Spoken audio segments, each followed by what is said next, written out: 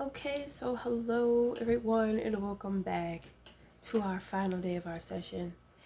And I went ahead and I took initiative to do a little something extra. it's, it's so cute, right? I took some time out to do something a little extra. And today in our session, what we're going to do is we are going to seal the deal.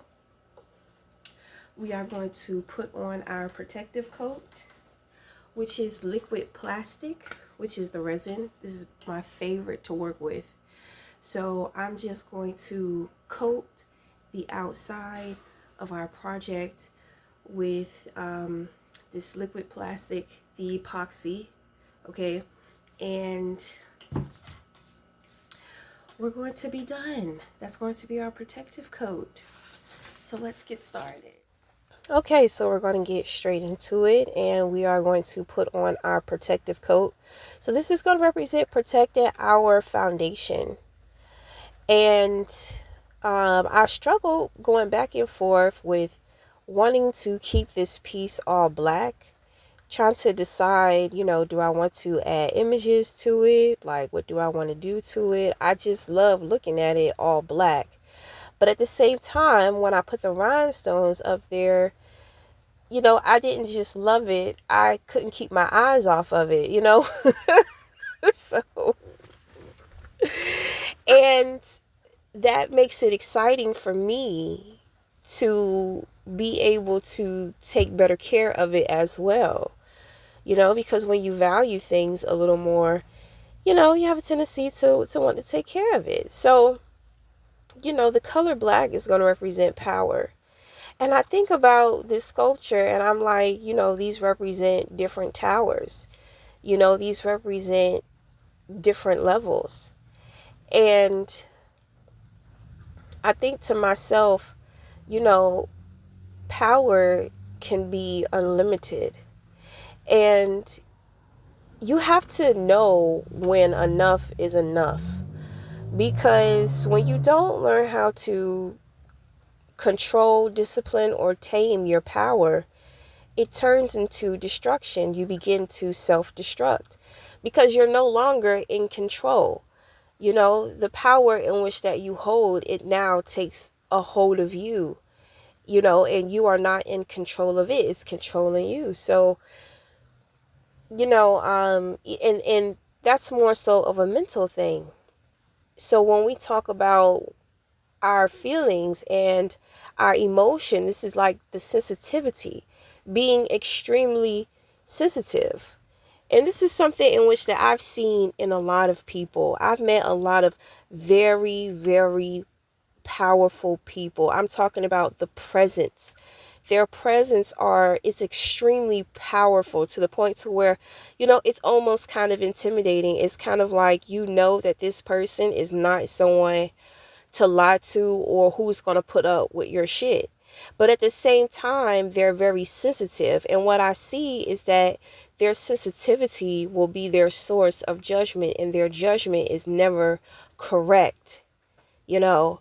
And so after a while, I begin to notice how these individuals are like playing games with me. It's almost as if they're trying to test me to see how I'm going to respond in situations, or how I'm going to react, or what I'm going to do. And I'm thinking to myself, well, it's not your place to do that. And I do. It's kind of irritating because you should be trying to get to know me instead of trying to test me.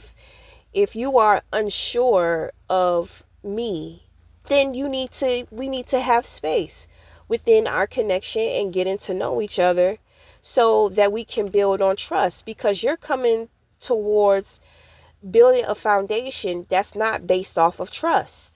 So it's like you're clipping the wings before we even get to try to fly together, you know? And so I tell myself, I don't want to be that way, like I don't want to hold that type of presence and then be so sensitive. It's like I'm not in control of myself, because whenever something happens with these individuals in which that I've met in the past, it's kind of like they will try to do the worst of the worst. They will try to be destructive. Some individuals try to create chaos. The chaos thing, it never works. It's more so of trying to be destructive, and so I'm just like, I'm not with it. I'm not here to tear things down, because I might not get a response that I want to get. I'm not here to tear things down because I don't get my way. Like, I'm not no child. You see what I'm saying? And when I say a child, I'm not no 2-year-old with no tantrum to where when I don't get what I want, I'm going to go, after I build my Legos, I'm going to go kick my Legos down, or I'm going to go pick something up and throw it. That's the type of behavior that I have experienced from these types of individuals. And of course, me, myself, I understand, that a lot of people, most people are walking around with childhood wounds. Most people are neglecting their inner child, and so that inner child, when that inner child is triggered, it comes out. Now, I'm very maternal. I'm very nurturing. So a part of me is flattered because your inner child sees me, rather you don't or not. But at the same time, like, with me being maternal, I am kind of like very motherly towards people. And a lot of, especially when it comes to guys, they're just like, well, don't mother me. You're not my mother. Don't act like my mother. Don't talk to me like you're my mother.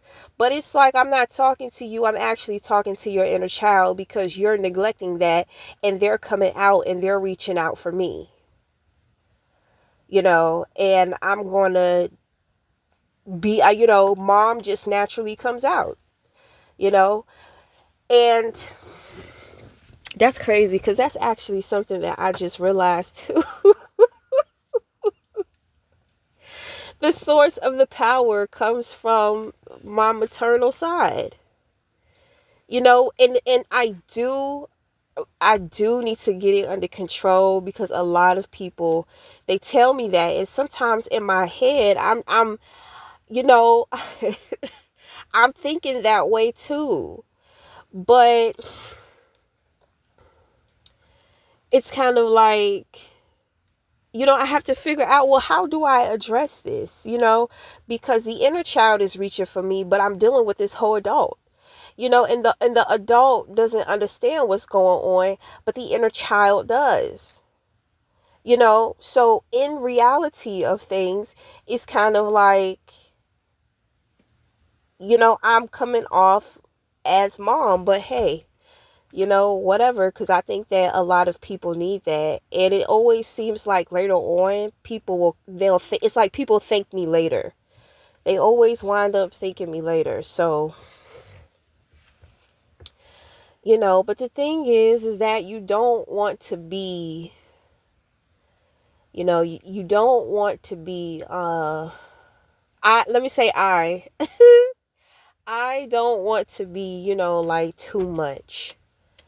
I don't want to be too much for people. I don't want to connect to people like mom.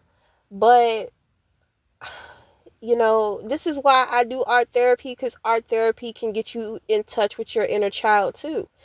In one of my sessions, I get into childhood trauma and dealing with our inner child.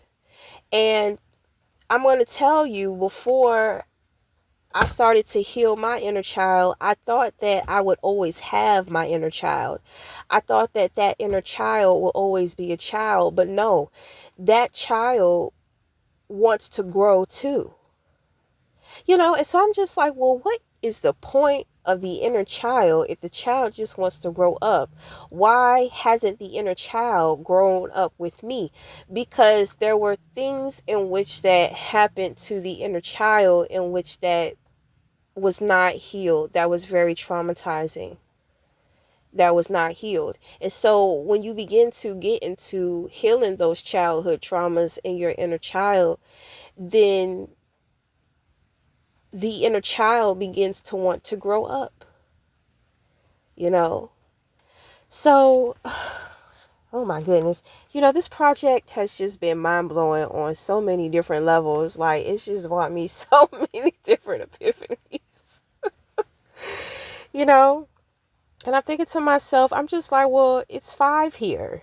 So is this 5 children? Are there 5 children? Like, I just kind of start thinking to myself about that, but because I'm going to tell you, when I put my sculpture up like this, I heard that song, building castles in the sky, just the two of us, you and I. That's, when I put it on top of the pickle jar, that's the song that came to me. And then when I finished my project and I put everything up, Bobby Caldwell's song, what you won't do for love. No. Is that the song? Sometimes I sit and wonder what is wrong with me. In my world, only you make me do for love what I wouldn't do.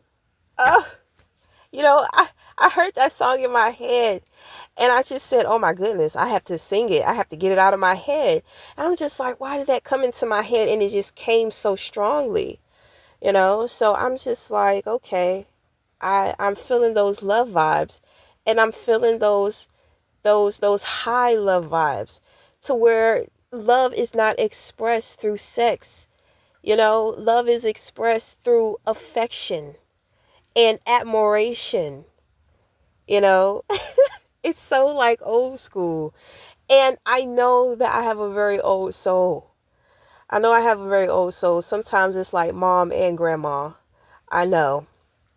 But, at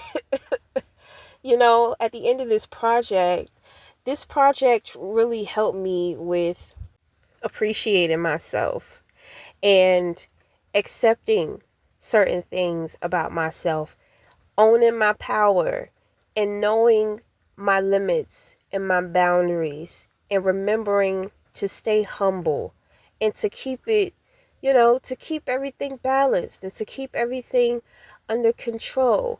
It's so easy for me to become very extreme in situations, and the extremeness in which that I sometimes give off to other individuals, it can be very evaporating or even like suffocating, So there are times to where I realize, I have to ground myself. I remember when we talked about the spiritual ego, we left off on the last video, and it's just like, when that you hold a certain amount of power over individuals, and that they feel the presence of you, you can't help who you are and how much you've built on you, but we have to practice on, empowering our individuality, but staying connected to humanity. It's not about people looking up to us. It's about meeting them eye to eye. We just find more understanding. We just find more within an individual, period. The times to where it's like I'm either up or down, it's usually because, I'm observing, and so I've learned that during the times of observation, allow yourself to be grounded. So it's not as if you have people under a microscope and they don't feel as if you have them under a microscope too, you know. So that's going to wrap up the session. I appreciate you for being here. I appreciate this experience. And until the next time, we'll talk again. Thank you.